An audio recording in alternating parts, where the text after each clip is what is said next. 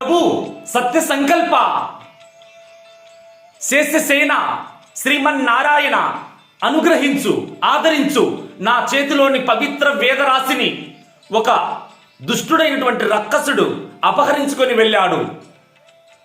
శీఘ్రమే వాటిని మళ్ళీ నాకు ప్రసాదించు పరంధామ అంటూ బ్రహ్మ 4 ముఖాలతో నారాయణుని ధ్యానించాడు.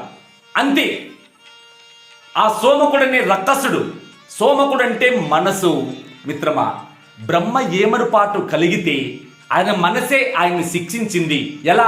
వేదం అంటే జ్ఞానం. ఎప్పుడు నువ్వు ఏమరుపాటు కలుగుతాదో, ఏమరుపాటుతో ఉంటావో, ఆ మరుక్షణమే నీ మనసు నిన్ను పీడిస్తుంది.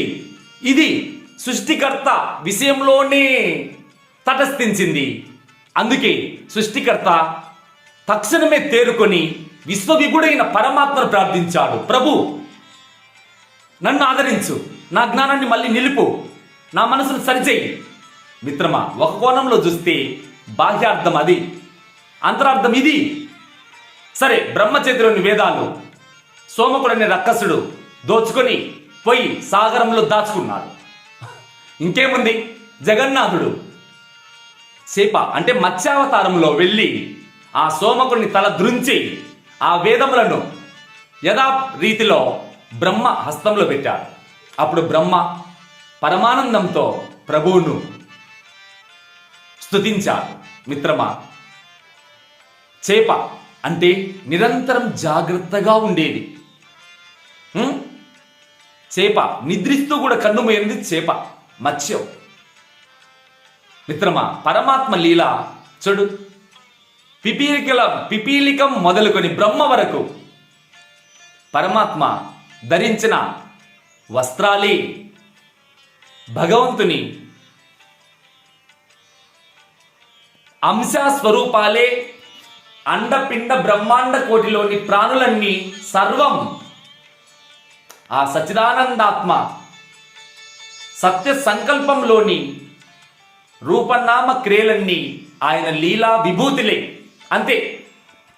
మరి మత్స్యావతార వైభవాన్ని వీనుల విందుగా నారదముని ధర్మరాజుకు బోధించాడు, సుఖముని పరీక్షిత్తునికి బోధించాడు. ఆ విధమైన అద్భుతమైన శ్రీమద్ భాగవతంలో ఈ కథ విపులంగా విశదంగా వివరించబడి ఉంది. అందులో ఆనిముత్యాల్లాంటి 2 మాటలు మాత్రమే మనం ఏరుకున్నాం. ఇప్పుడు కూర్మావతార ఘట్టంలోకి ప్రయాణిద్దాం.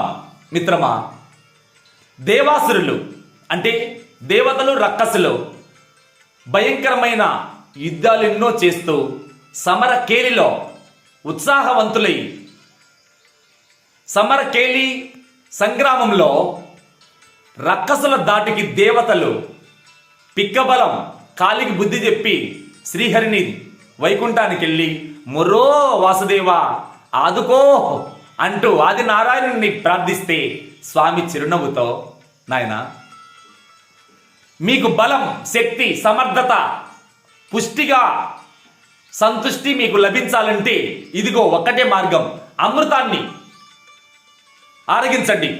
మీ దుఃఖాలన్నీ సమస్యలన్నీ విముక్తమై ధన్యులైతారన్నాడు. అంతే ప్రభు, దానికి పరిష్కారం తమరే చూపించాలని కోరుకుంటున్నాం. ఇంకేముంది, రక్కసులను కూడా ఆ పనిలో నియమించుకోండి. ఇద్దరు కలిసి మందరగిరిని కవ్వంగా పెట్టుకొని, వాసుకిని తాడుగా పెట్టుకొని క్షీరసాగరాన్ని చిలకండి. అమృతం లభిస్తుంది. అది మీరు పానం చేస్తే సమర్థులై బలవంతులై జ్ఞాన పుష్టితో వర్ధిల్లుతారని పరమాత్మ ఓదార్చి పంపించాడు. అంతే. విషయం రక్కసులకు అర్థమైంది. ఇద్దరు ఒప్పుకొని మందరగిరి పర్వతాన్ని పెకలించుకొని వద్దామని పోయారు. కానీ తీరా మందరగిరిని పెకలించి పట్టుకొని వస్తుంటే ఆ బాధకు, ఆ బరువుకు బాధ తట్టుకోలేక కింద పడేసి నలిగిపోయారు. ప్రభు శరణు శరణని ధ్యానిస్తే హరిని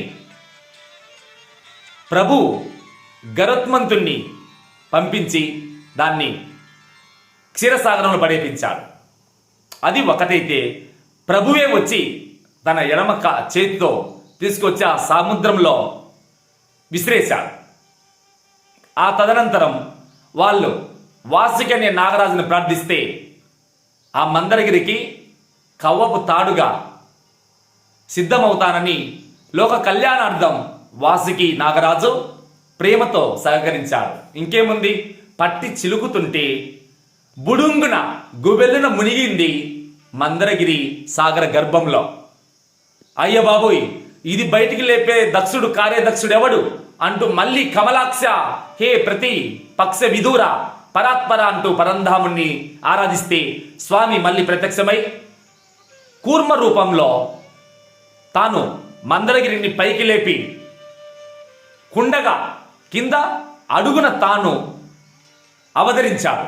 ఇంకేముంది, మందరగిరి వైభవంగా చిలకడం, మందరగిరి భద్రంగా దేవతలు రక్కసులు గిరిని మళ్ళీ యథాప్రకారం కవ్వాన్ని చిలుకుతూ ఉన్నారు కవ్వంతో.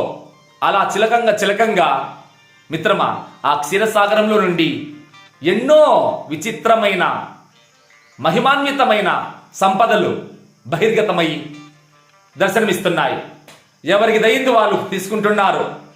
మిత్రమా, అడుగు ఒక్కడుంటేనే కుండ పక్కన అంచులు లేకుండా చిలకగలమా? కారణం, భగవానుడు కూర్మావతారమై అలా ఉన్న కొండ అటు ఇటు కాకుండా పరమాత్మే 4 శక్తులే 8 అష్టశక్తులతో అటు ఇటు మందరగిరి వాలకుండా తాను అదృశ్య రూపంలో ఘట స్వరూపంతో భాసిస్తూ ఆ పనిని తానే సంపూర్తి చేశాడు. ఈశ్వరాజ్ఞ లేనిది ఈగైనా వాళ్ళదు కదా. చివరికి మిత్రమా తేలిన సారాంశం ఏమంటే, దేవతలు రాక్షసులు పిక్కబలం పెట్టి శక్తినంతా ఉపయోగించి అంత సమర్థవంతంగా మందరగిరిని చిలికిన కూడా కూర్మావతారంలో ఉండే ప్రభువు యొక్క ఈపు మీద ఉండే దురద అది అనగలేదంట. అది పరమాత్మ యొక్క వైభవానికి చిహ్నం. కనుక మిత్రమా, దైవానుగ్రహం లేనిది మానవుడు ఉన్నతమైన జీవనానికి అనర్హుడు. కనుక దైవ బలమే బలం. ఎన్ని బలాలున్నా దైవ బలాన్ని కోల్పోతే మానవుడు దుర్బలుడై నశిస్తాడు. కనుక కూర్మావతారం ధరించి అమృతాన్ని మందరగిరిని ధరించి అమృతాన్ని దేవతలకు అందించి జగన్మోహిని రక్కసులను ఒతగొట్టి వారి యొక్క జీవితాలను కలుషితం కల్లోలపరిచి మిత్రమా సత్యవంతులను సజ్జనులను పుణ్యాత్ములను రక్షించడమే పరమాత్మునికి ప్రధాన కర్తవ్యం. కనుక కూర్మావతారంతో పరమాత్మ లోక కళ్యాణార్థం ధరించిన ఆ కూర్మావతార స్వరూపానికి శతకోటి ప్రణామాంజలి ఘటిస్తూ ఆ తదనంతరం పరమాత్మ వరాహ రూపం ధరించి హిరణ్యాక్షుని సంహరించి భూమాతను చేరదీసి ఆమె పవిత్ర గర్భాన కానీ సమయం గాని సంధ్యా సమయంలో సంగమం జరిపిన ఆ కారణంగా నరకాసురుడిని రక్కసుడు జన్మించాడు. మిత్రమా, మన కథలన్నీ మనల్లో భుజం తట్టి స్ఫూర్తిని ప్రసాదిస్తున్నాయి.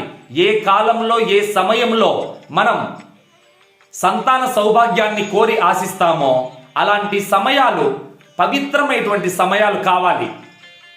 కుక్కల్లాగా పందుల్లాగా మన జీవితాన్ని వృధా చేస్తే మనకు పుట్టేది లోక కంటకులు, సంఘాన్ని సమాజాన్ని పట్టి పీడించే బ్రహ్మరాక్షసులే పుడతారు. అలా పుట్టిన వాళ్ళే లోకాన్ని పీడించే చీడ పురుగులు. ఇదిగో పరమాత్మకే ఆ దైవమని మనం భావించిన దైవం యొక్క కుమారులే ఇలాంటి వాళ్ళు పుడుతుంటే కశ్యప మహర్షి దితి గర్భాన అలాంటి తాపసులు బ్రాహ్మణులు వారి గర్భాన్ని లోహకంటకులు హిరణ్యాక్షుడు హిరణ్యకశిపుడు ఇద్దరు పుట్టారు అంటే ఆలోచించండి. కనుక అసుర వేళలలో సంగమించే వారికి అసుర శక్తులే పుడతాయి. కనుక భారతీయులారా, మన కథలలోని మన చరిత్రలలోని సంస్కారాలను మనం పులుముకొని ఆదర్శాలను పాటిస్తే ఉత్తములు సజ్జనులు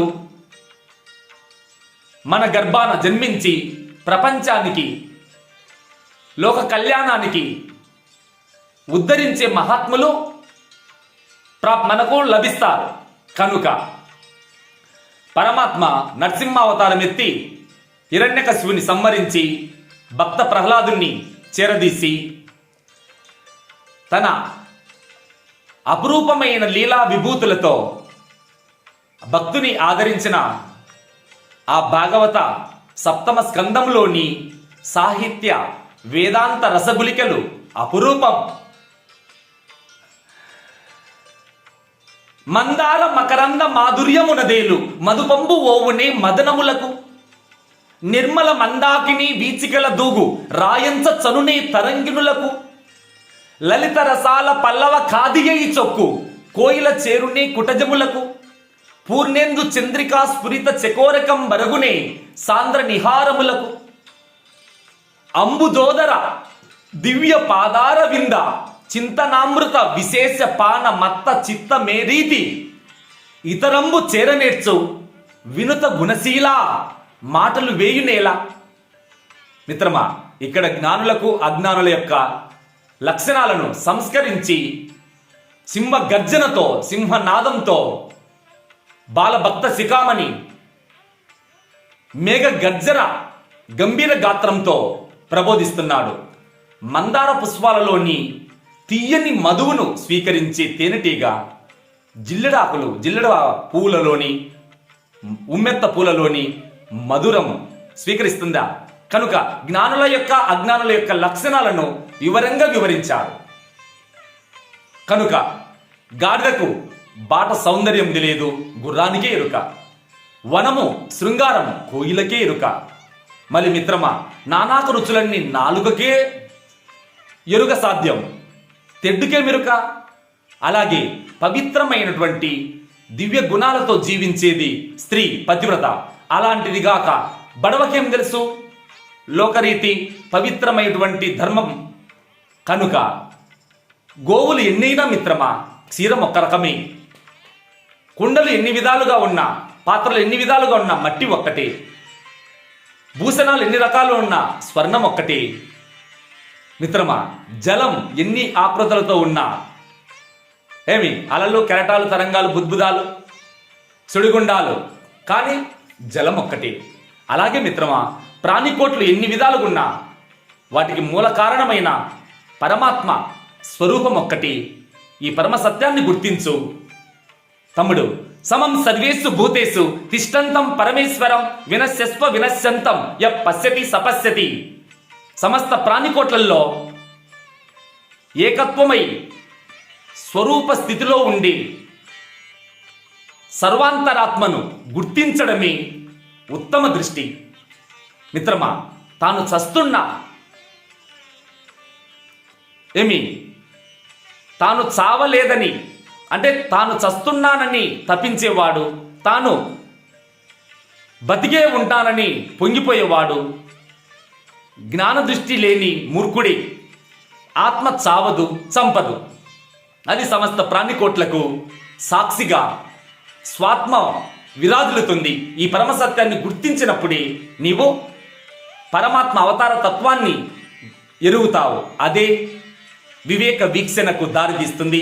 ఓం తాత్ సత్.